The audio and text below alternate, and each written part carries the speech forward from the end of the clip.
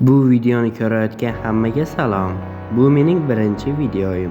Lekin bu nimaga aynan gey va femboylar haqida. Chunki hech kim buni qilmagan va men buni qilishga qaror qildim. Nimaga? Sabab bu haqida hech kim video qilmagan va odamlarning fikri boshqacha. Avvalo gey nima? Gey bu erkakning boshqa erkakka romantik yoki hissiy qiziqishi, ya'ni bu insonning kimga qiziqishini bildiradi. Masalan, bir erkak boshqa erkakni yoqtirsa, bu uning orientatsiyasiga bog'liq. Lekin kimdir orientatsiya nima deyishi mumkin? Bu shunchaki erkaklar qizga qiziqadi, geylar erkakka. Lekin sen qayerdan bilasan bularni deyishingiz mumkin. Chunki men bularni ChatGPTdan so'raganman. Bu shunchaki fakt. Endi femboy nima? Femboy esa odatda o'zini yumshoqroq yoki an'anaviy erkakcha bo'lmagan uslubda ko'rsatadigan yigit. Gey. Men ham birinchi marta eshitganimda shunaqa deb o'ylagandim, gey. Lekin unaqa emas ekan.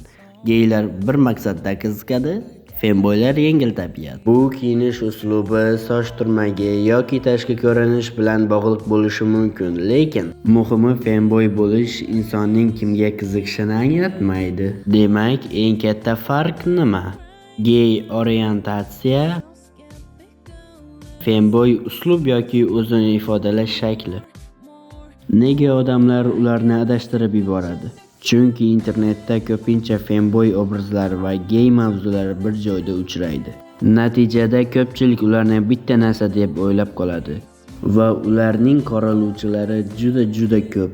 Chunki bizning jamiyatga unaqalar kerak emas. Men nega bularni aytyapman? Chunki bizning yashab turgan joyimizda ham bor unaqalar.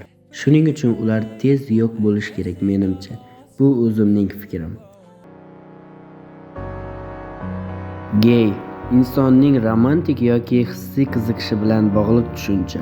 Femboy esa insonning tashqi ko'rinishi yoki uslubi, kiyinishi, shularga ahamiyat bergan holda farqlanadi. Agar sizga bu video foydali bo'lgan bo'lsa, like bosing, kanalga obuna bo'ling va keyingi video qaysi mavzuda bo'lishini yozib qoldiring va men uni tayyorlashga harakat qilaman. Video yoqqan bo'lsa, rahmat. Ko'rishguncha.